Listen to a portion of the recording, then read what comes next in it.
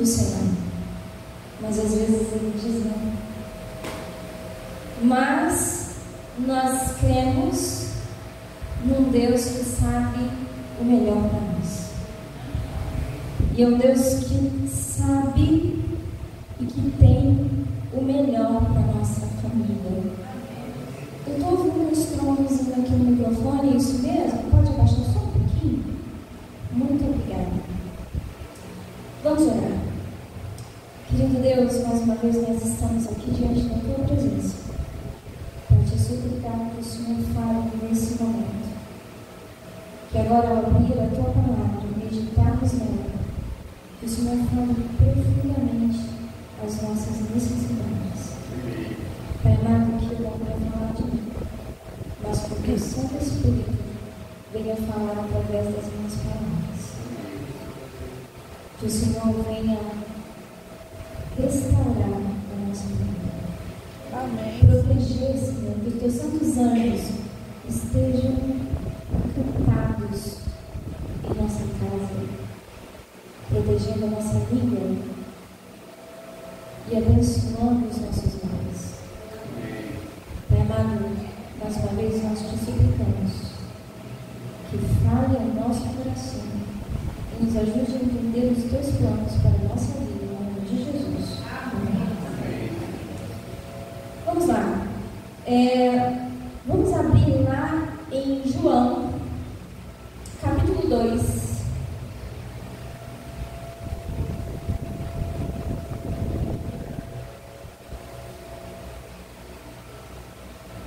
João capítulo 2, versículo 1 ao 4.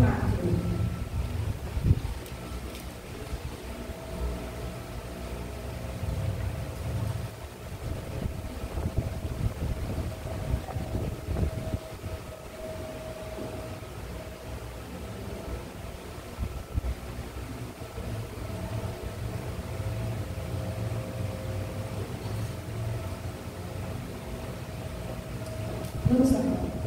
Amém ou misericórdia? Amém.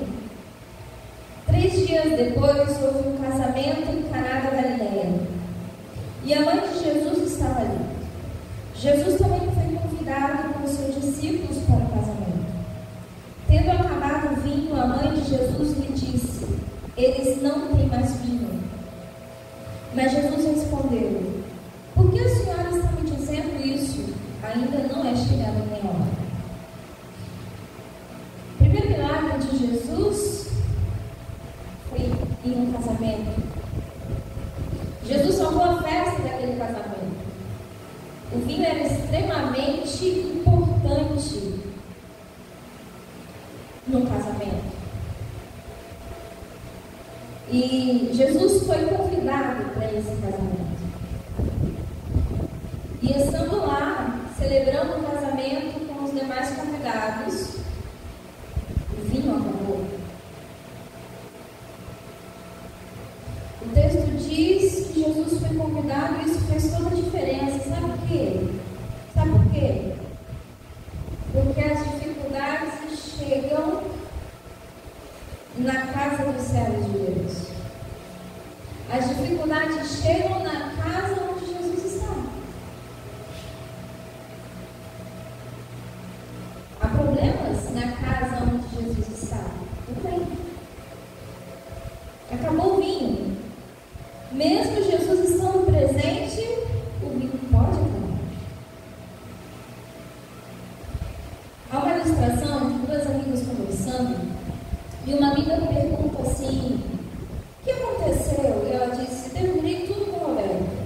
E a menina falou: mas sério, mas por quê? Ah, ele tinha muitos defeitos. E você devolveu o anel de noivado? Não, o anel não tinha defeito nenhum. Parece que as alianças de metal, elas duram mais do que os compromissos de coração. O vinho acaba, e isso tem impacto sobre o casamento, pois muita gente busca alternativas. Por exemplo, o sexo distorcido, né? A fé cristã tem uma visão muito clara a respeito do sexo. O único contexto da relação sexual é o casamento. Mas querem nos convencer de que o sexo é um direito reservado a todos. Eu vivi uma experiência, infelizmente, eu não me mantive casada. Eu estive casada por 8 anos, mas infelizmente, por questões da vida, nós não permanecemos casados. Somos muito amigos, mas não permanecemos casados.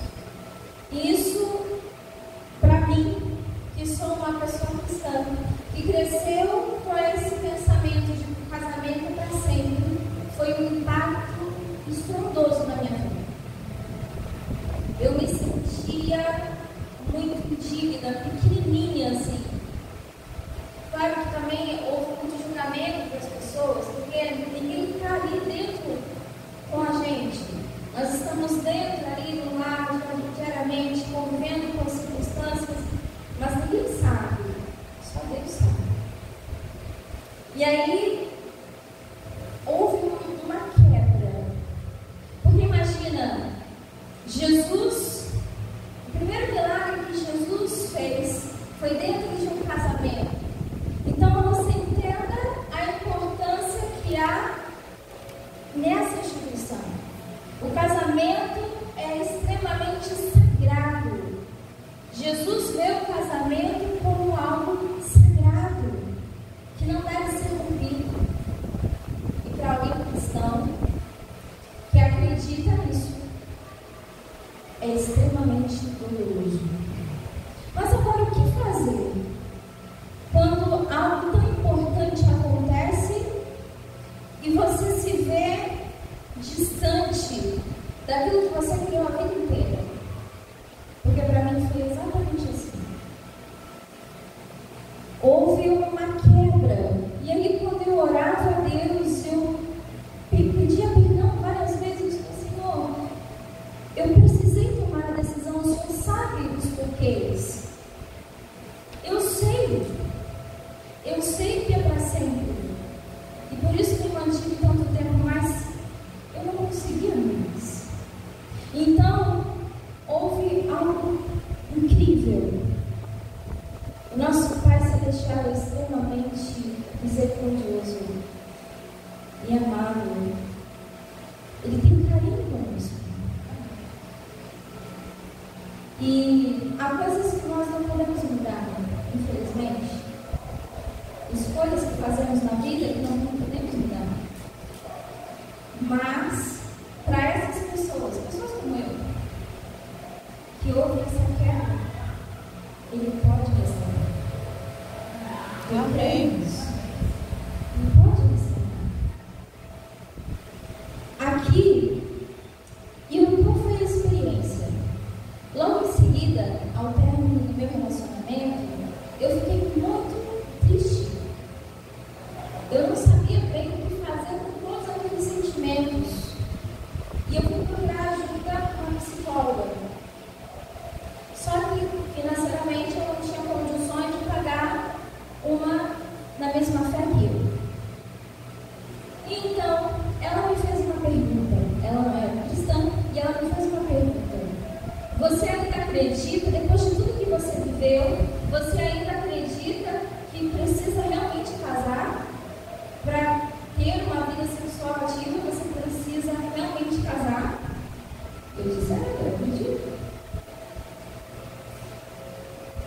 Eu me mantive casta até o meu casamento. Eu me casei virgem. Isso é muito importante. É a vontade de Deus para a nossa vida. O relacionamento sexual é para ser feito dentro do casamento.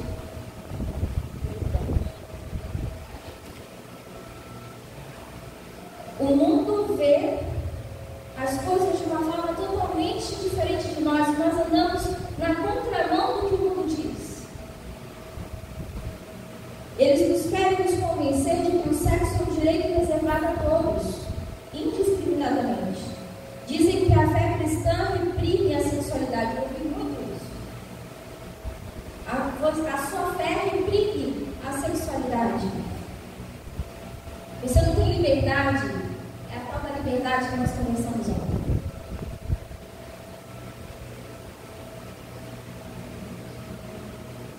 ponto em que o inimigo atinge as famílias é a paternidade. É uma paternidade totalmente distorcida.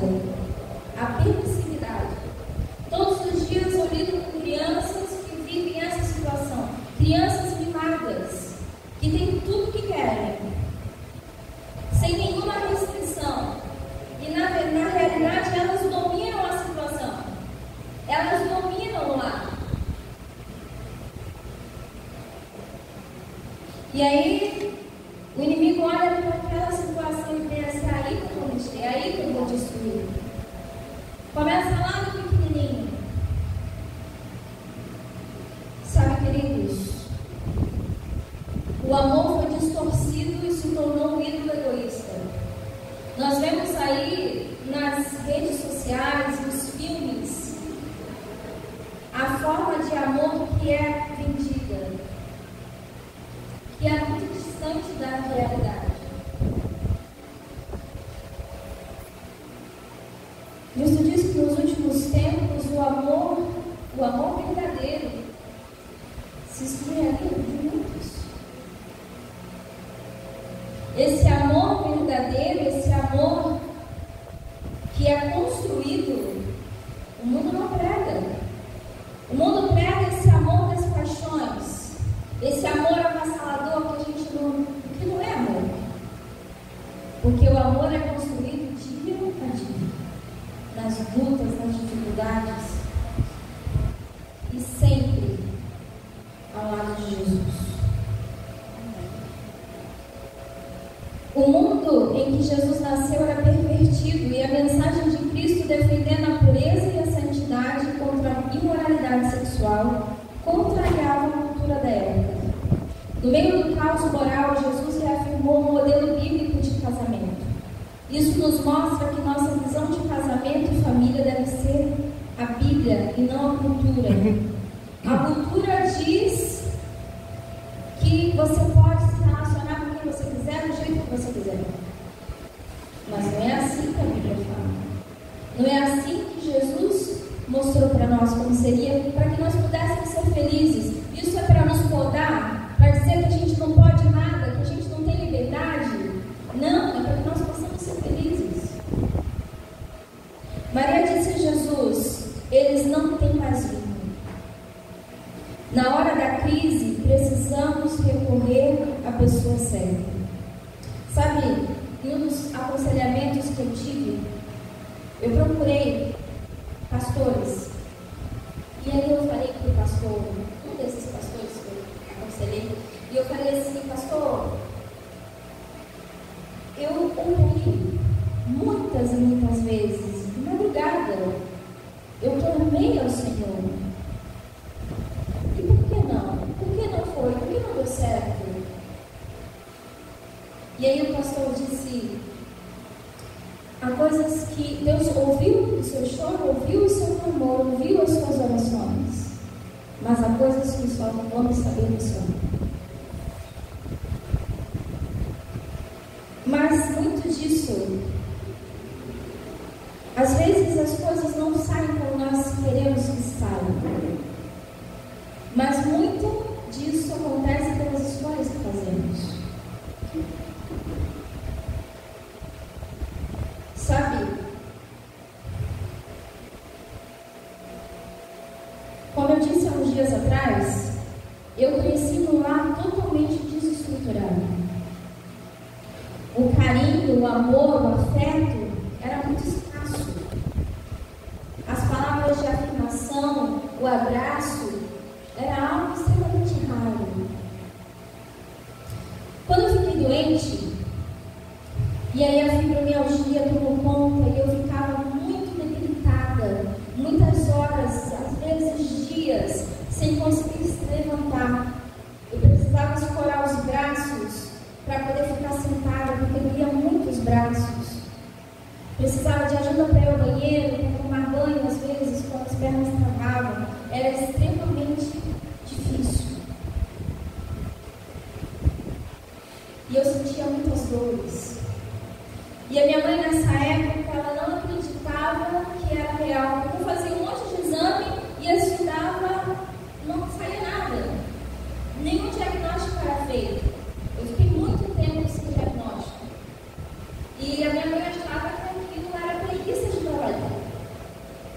Então, de madrugada, enquanto todos dormiam, eu orava e clamava a Deus que Ele me ajudasse a dormir, porque a dor era terrível. E enquanto todos dormiam, eu clamava, orava, estudava a Bíblia, lia promessas de que aquilo tudo ia passar. E enquanto eu acordava, eu pegava no sono, isso quase amanhecendo, a minha mãe estava indo trabalhar. Então ela me acordava. Porque ela dizia que se ela estava acordando para trabalhar, eu tinha que acordar também. Que eu era preguiçosa. E aquilo, eu ficava extremamente cansada, porque junto com as dores da fibromialgia, quem tem sabe, vem também a fadiga crônica, ou seja, é um cansaço extremo. Você se sente extremamente cansado, você não fica absolutamente nada. Você fica muito cansado, parece que o seu corpo está desligando. E eu me sentia assim, mas a minha casa, onde eu morava, era muito barulho. As pessoas entrando e saindo o tempo todo, eu não tinha esse respeito. Tem alguém muito cansado, alguém doente em casa, deixa ela lá quietinha, não tinha isso. E então eu conheci o Deus Maria. E ele apareceu nesse contexto, dessa falta de amor, dessa falta de compreensão, de cuidado. E então, essa pessoa incrível me levava no carro dele. E o carro dele desligava o ar condicionado se ficasse parado. Então eu ia andando pela Avenida Brasil, pela Dutra, e eu dormia no banco de trás do carro dele, por uma hora, para me decompor, porque eu não podia dormir na minha casa. Era extremamente desafiador, e essa pessoa entrou nesse momento. Sabe, queridos, o inimigo, ele sabe exatamente a sua fraqueza. Ele vê o ponto fraco e ele vai mexer com aquilo que mais te atinge. No meu caso, era a minha família, a falta de amor que existia na minha casa, a falta de compreensão, de afeto.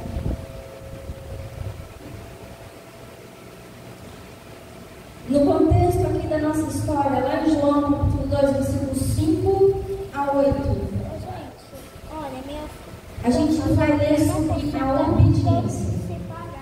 No momento em que Maria fala, façam tudo o que eu mandar, eles obedeceram e o milagre aconteceu.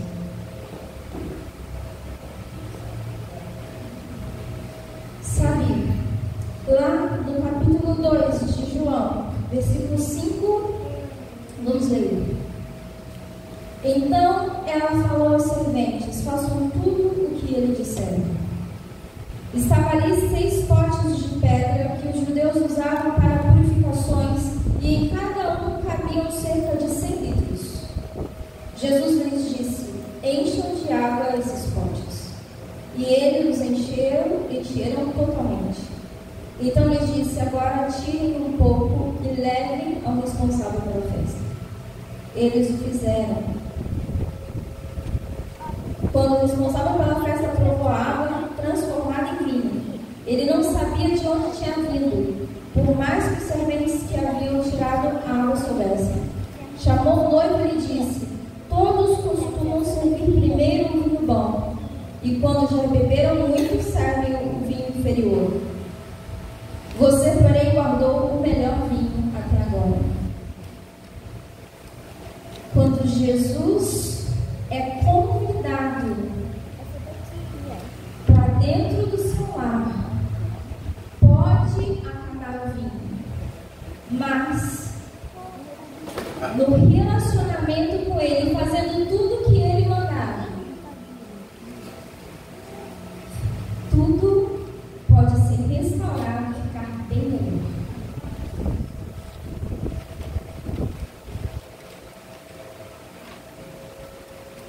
Outra consequência é que as crianças se tornaram descartáveis. Naquela época de Jesus, as crianças eram descartáveis. Se a criança nascesse com alguma deformidade, algum retardo mental, ou até mesmo se viessem meninas, eram afogados, abandonados. Até nisso o cristianismo veio para romper com a prática romana de matar crianças. O povo de Deus não fazia nada disso. Cada bebê israelita era cuidado e amamentado. Queridos, a nossa família pode causar nas pessoas bênção ou maldição. Pode ser bênção ou maldição. Tudo vai depender das marcas de Cristo dentro da sua casa.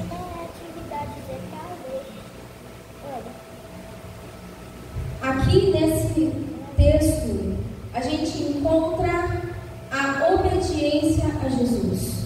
Maria disse: faça tudo o que ele mandar. E eles fizeram. Fazendo tudo o que Jesus mandou fazer, eles foram abençoados. O milagre aconteceu e o melhor veio depois.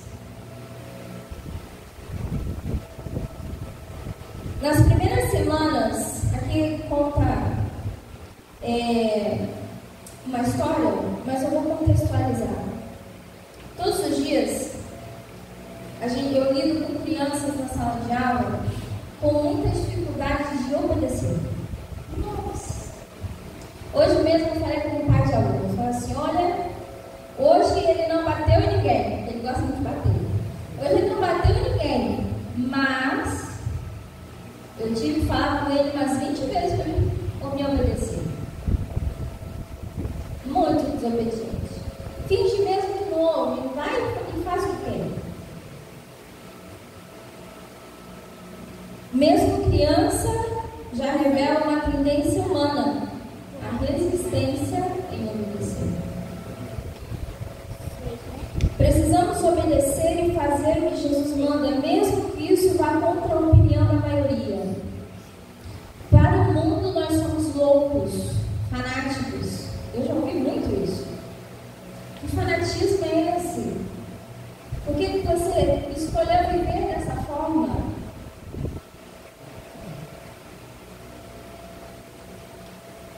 Eu não sei o que Deus me reserva, mas eu creio na restauração completa dos meus relacionamentos.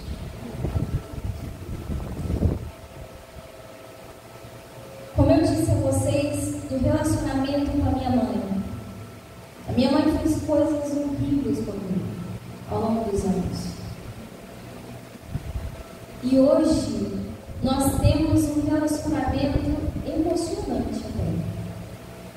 Quando as pessoas veem como ela me trata hoje, no respeito, no cuidado. Ela mesma me disse uma vez, eu confesso a vocês, eu não sabia se eu ficava feliz ou triste com essa declaração. Ela falou assim: eu não sei o que está acontecendo, mas eu nunca me importei com o que era importante para você. Agora eu fico preocupada com isso. Ela falou com essas palavras. E eu fiquei pensando: nossa, as marcas de Jesus em nossos relacionamentos. A minha mãe hoje, a compreensão e o respeito que ela tem pela minha fé é algo jamais visto ao longo dos anos. E às vezes eu estou meio chateada com os problemas da vida, do trabalho. E ela fala: filha, você vai vencer. Porque você crê em Deus. Você vai vencer porque eu sempre vejo Deus na sua vida. A primeira vez que ela disse isso, quando eu desliguei o telefone, eu chorei muito. Ao lembrar de tudo que nós passamos para chegar até aqui. Houve uma vez em que eu estava em crise E eu reclamei com ela: mãe, você não me deixa dormir, eu preciso dormir. E aí ela ficou muito brava. E aí eu precisava ir ao banheiro, as minhas pernas tinham travado. E ela, de pirraça, ela saiu e me deixou sozinha em casa. E eu não sabia o que fazer, eu estava no desespero. Porque eu fiquei com medo, né, de urinar e me medo. E ela me deixou lá. E eu fiquei pensando: como uma mãe faz isso com a filha? Eu fiquei muito chateada com aquilo. E porque a primeira vez, depois que isso tudo passou, a primeira vez que minha mãe veio me abraçar, foi extremamente estranho. Eu tive dificuldade de abraçar minha mãe. Porque ainda o processo do perdão foi árduo e muito difícil. Ao longo dos anos, eu precisei entregar várias vezes esse sentimento de Jesus. Queridos, às vezes os relacionamentos familiares são extremamente difíceis e dolorosos. Todos os relacionamentos que valem a pena, eles são difíceis. Mas quando nós colocamos nas mãos de Jesus, Ele pode restaurar e pode nos ajudar a perdoar. Hoje, quando eu olho para minha mãe, é um olhar tão diferente. Eu falei, ela não cuida muito bem da saúde. E aí eu falei: mãe, você precisa cuidar da sua saúde. Porque eu não consigo imaginar o mundo que você está. Eu jamais pensaria isso há uns anos atrás. Na verdade, na minha adolescência, eu ficava me questionando Deus: por que o Senhor me colocou nessa família? Eu sou tão diferente. Eles são barulhentos, eles são brigões, e eu sou calma. Eu não gosto de brigas. Eu sou reservada e eles são espalhafatosos. Por que o Senhor me colocou aqui? Eu me perguntava isso, eu perguntava muito isso a Deus. Mas há uma outra família. Além da família que Deus nos colocou de nascença, a família que nós escolhemos através do casamento, há também a família de Deus. Nós que estamos aqui, nós escolhemos, nós aceitamos Jesus como nosso Salvador pessoal, sim ou não? Sim! Nós aceitamos Jesus como nosso Salvador pessoal. Nós entendemos a ação do Espírito Santo em nossa vida em nos convencer do pecado, da justiça e do juízo, sim ou não? Sim! E por isso, nós somos uma família. Jesus nos chama de família.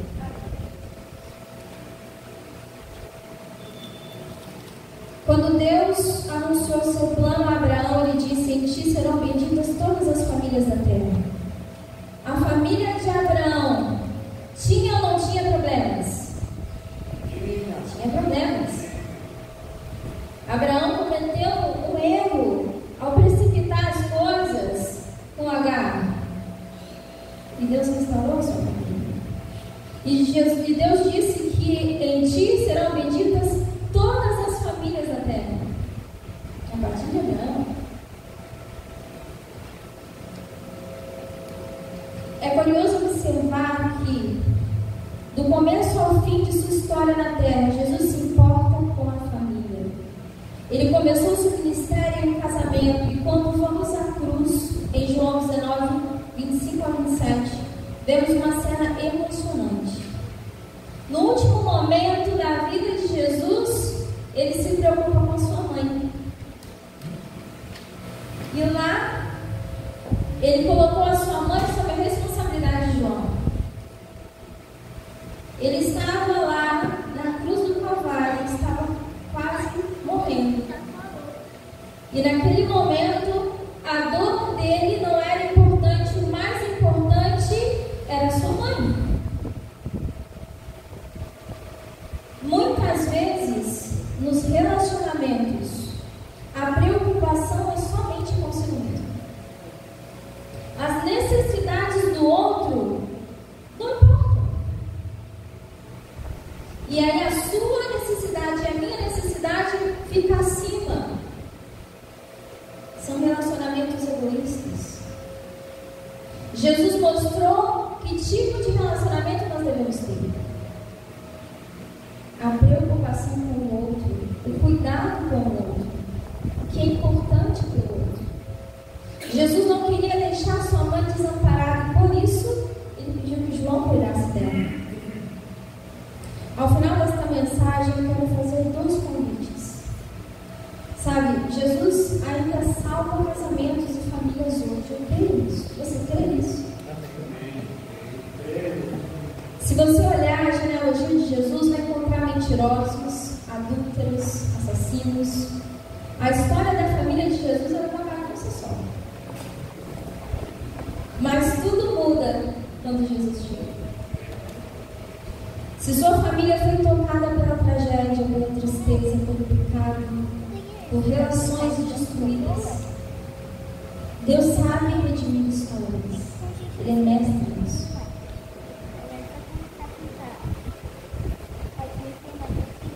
Famílias podem recomeçar lá na cruz. O primeiro apelo é: quantos querem consagrar sua família hoje ao Senhor? Amém. Precisamos de Jesus em nossa família, em nossa casa. Você faz o culto familiar? Sim. Amém. Você coloca Jesus em primeiro lugar em sua casa? As pessoas que moram com você, elas conseguem enxergar Jesus em você? Sim. Amém. Amém. A Bíblia identifica a igreja como a família da fé, ou família de Deus. Está lá em Efésios 12:19. A igreja é a família dos regenerados. Para fazer parte dessa família, você precisa tomar uma decisão.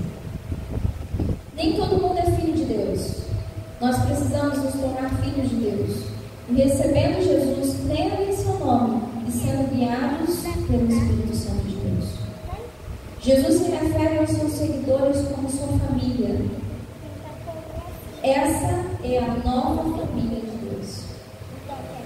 Você não está sozinho. Aqui você encontra uma família que começa lá na cruz. Quantos querem fazer parte da família de Deus, sua família da fé, até Cristo voltar? Amém. Queridos,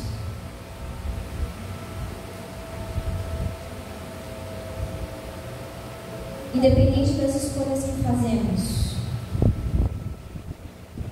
dos erros que cometemos, dos caminhos que trilhamos, Cristo pode restaurar toda e qualquer situação.